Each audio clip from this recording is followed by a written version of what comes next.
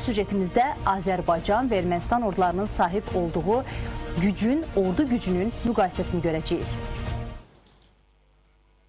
Salam əskər!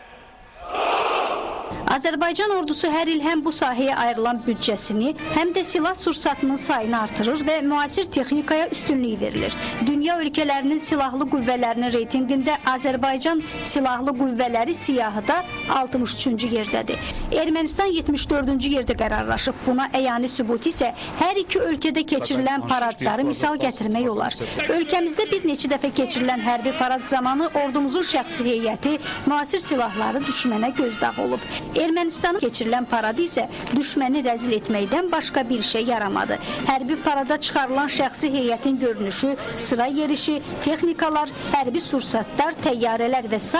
onu göstərdi ki, Ermənistan silahlı qüvvələri bugün silahlanma baxımından Azərbaycandan ən azı 7-10 il geri qalır. Nümayişə çıxarılan silahlar və hərbi texnikalar müasir silah və texnikalar sayıla bilməz. Dünya ölkələrinin reyting cədvəlində Azərbaycan və Ermənistan ordularının müqayisəli təsviri də iki ölkə arasındakı mövcud fərqi ortaya qoyur.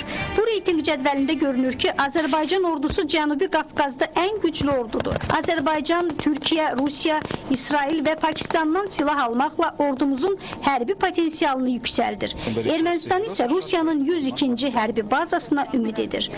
O texnikada Rusiyanın iqtisadi imkanları gücləndikcə onlar texnikanı yeniləyirlər və həmin o yenilənən texnikada zaman-zaman Ermənistana ya güzəştli şərtlər çərçivəsində ya da ki hədiyyə formasında verilir.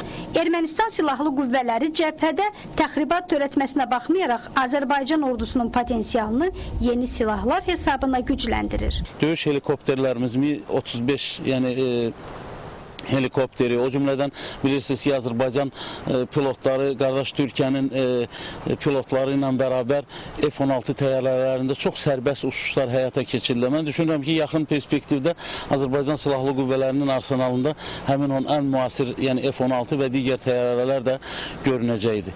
Azərbaycan ordunun büdcəsini, texniki imkanlarını artırmaqla yanaşı, qardaş Türkiyə ilə birlikdə hərbi təlimlər keçirir. Sonuncu Turaz Qartalı 2015 taktiki təlimlərində iştirak edən Azərbaycan pilotları öz çıxışları, məharətləri ilə Türkiyənin məşhur generallarını və şahinlərini təəccübləndiriblər.